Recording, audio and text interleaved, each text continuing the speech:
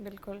Sir, Bihar की राजनीति में रितु जायसवाल को लेकर भी जिस तरह से चर्चा चल रही है, कभी आरजेडी की जो महिला राजनीति का बड़ा चेहरा रही है रितु जायसवाल, और रितु ने जिस तरह से टिकट कटने के बाद बगावती तेवर अपनाए, निर्दलीय चुनाव लड़ा, अब उनके अगले राजनीतिक कदम को लेकर कई तरह के कयास लगाए जा रहे हैं। खासकर ये कहा जा रहा है कि जो आरजेडी की तेज तरार नेता है, पूर्व विधानसभा प्रत्याशी है रितु जायसवाल, अब भाजपा में शामिल हो रही हैं। और 2025 के चुनाव के दौरान हमने देखा, परिहार से उन्होंने चुनाव लड़ा, निर्दलीय चुनाव लड़ा, आरजेडी उम्मीदवार को तीसरे नंबर पर उन्होंने पहुंचा दिया। तो क्या उसी प्रदर्शन के बाद दूसरी पार्टी ने भी अपनाने से उनको अपनाने की राजनीतिक जो संभावना उनकी दिख रही है, वो उसी वजह से है?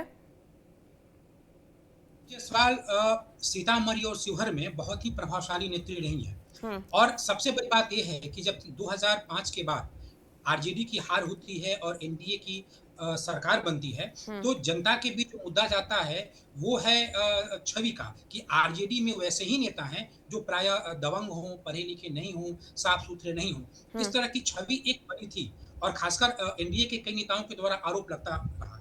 इसी बीच जो रितु जायसवाल हैं, उनका जदयू में आना होता है, तो उससे पहले वो काफ़ी बिहार में चर्चित रहती हैं। उन्हें एमबीए मुखिया के रूप में बहुत ही एक तरीके से समझिए कि राष्ट्रीय स्तर की ख्याति मिल गई होती है। हम्म। वो एक आईएएस ऑफिसर की पत्नी हैं, एमबीए की हुई, काफ़ी पढ़ी लिखी हैं, बाहर मुंबई में रहती हैं। इसके बावजूद भी वो सीतामढ़ी के सिंह वाहिनी जो ग्राम पंचायत है, जो वहाँ अपने ससुराल में जो उनका जो ग्राम पंचायत है, वहाँ आती हैं और हम्म। वहाँ मुखिया का चुनाव लड़ती हैं और वहाँ काम करती हैं। तो मुखिया के रूप में ही उनकी ख्याति राष्ट्रीय स्तर पे फैल गई थी, बिहार में तो फैली ही फैली थी।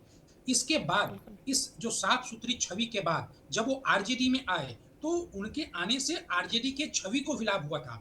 वे तेजस्वी यादव, यानी जब लालू यादव के बाद आरजेडी जैसे-जैसे तेजस्वी यादव के हाथ में आने लगी, तो एक छवि बनने जा रही थी आरजेडी की कि यहाँ भी अब पढ़े-लिखे लोग आ रहे हैं, सभ्य महिलाएँ आ रही हैं। वो तो उसी की एक कड़ी थी रितु जायसवाल। हम्म। और वो आरजेडी में रहीं और बहुत ही प्रभावशाली तरीके से रहीं। पहले कई चुनाव लड़ी हैं। 2020 में वो परिहार से विधानसभा चुनाव लड़ी और हम्म। बहुत ही मामूली अंतर से वो हारी थी, आरजेडी के टिकट पे लड़ी थी। 2024 में वो शिवहर के लोकसभा चुनाव भी लड़ी थी शिवहर से। तो वहाँ भी उनकी हार हुई थी, हालाँकि प्रदर्शन उनका अच्छा हुआ था। तो वो देखिए वैश्य समाज से हैं, तो उसके कारण भी सीतामढ़ी और शिवहर में उनकी लोकप्रियता रही है। हम्म। उसके बाद जो 2025 का जो इलेक्शन हुआ, तो 2025 के इलेक्शन में जो संजय यादव हैं, जो तेजस्वी यादव के सलाहकार रहे हैं, उनका हस्तक्षेप टिकट बँटवारों में था और उसी का प्रभाव हुआ कि रितु जायसवाल को भी टिकट नहीं दिया गया और वहाँ रामचंद्र पूर्वे के की जो बहू हैं स्मिता पूर्वे, उनको हम्म। टिकट दे दिया गया। हम्म। इससे वो नाराज़ हो गई। हालाँकि जब ये बात तेजस्वी यादव इस मामले की गंभीरता को समझ गए, रितु जायसवाल का जो नेतृत्व शैली रहा, इसको या उनकी जो छवि के कारण, जो पहले आरजेडी की छवि जो बनी थी जनता की नज़र में, इसकी अहमियत को देखते हुए तेजस्वी यादव ने उनको परिहार छोड़ कर के वेलसम से टिकट देने की बात की थी। हम्म। लेकिन फिर भी जहाँ कोई भी व्यक्ति पिछले 4-5 सालों से मेहनत कर चुका है, उस बिल्कुल। सीट को अचानक छोड़ के जाना किसी सदमे से कम नहीं होगा। तो इसीलिए वो निर्दलीय वहाँ से चुनाव लड़ गई और निर्दलीय लड़ने के बावजूद भी बहुत ही शानदार प्रदर्शन उनका रहा।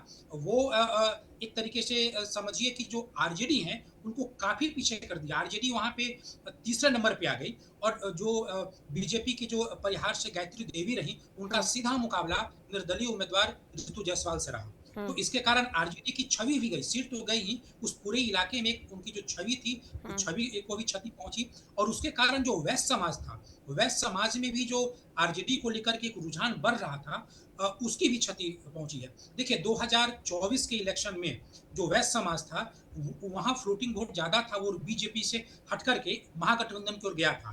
तो लेकिन जिस तरीके से रितु जायसवाल को हटाया गया, हम्म। इसका प्रभाव पड़ा सीतामढ़ी, शिवहर की कई सीटों पे पड़ा और बिहार के भी कई अन्य सीटों पे भी पड़ा कि देखिए वैश्य समाज के उम्मीदवार को हटाया गया। तो वो जो 24 में जो चीज़ें महागठबंधन को गई थी, वो वहाँ से फिर खिसक गई और इसके कारण जो रितु जायसवाल हैं, वो दूसरे नंबर पे हैं। दूसरी बात ये है कि चुनाव प्रचार के दौरान पटना में पटना में एक वैश्य समाज की एक बड़ी रैली का आयोजन रितु जायसवाल ने किया था, हम्म। जिसमें तेजस्वी यादव को बुलाया भी गया था। जो बापू सभागार है, वो अवैध समाज के लोगों से खचाखच भरा था। वो जो दृश्य है या वो मीडिया की वो खबरें हो सकता है अभी आपको भी वो सब याद होगा। तो हुँ, एक जो वैश्य समाज का आरजेडी की ओर जो बढ़ना था, उसको झटका लगा था, जब रितु जायसवाल को टिकट नहीं दिया गया। अब उनको 6 साल के लिए पार्टी से निकाल भी दिया गया है। अब ये जो 6 साल, इसी 6 साल में आगामी लोकसभा चुनाव, आगामी विधानसभा चुनाव सब निपट जाएँगे। तो ऐसे में वो करेंगी तो क्या करेंगी? तो उनके लिए अभी कोई चारा है नहीं। हुँ, और अब निश्चित तौर पे बीजेपी जो है वो वैश्य समाज को अपनी ओर आकर्षित करने के लिए इनको अपने यहाँ ला भी सकती है और ऐसी खबरें आ रही हैं कि अब जाएँगी भी। तो ये खबर समझिए कि एक तरीके से सच ही है कि हुँ, ऋतु जायसवाल बीजेपी की ओर जा रही हैं और इससे उस उन जिलों में शिवहर है, सीतामढ़ी है, इन इलाकों में जो वैश्य समाज है, उनके बीच बीजेपी की जो लोकप्रियता है, वो और बढ़ेगी भी। हुँ।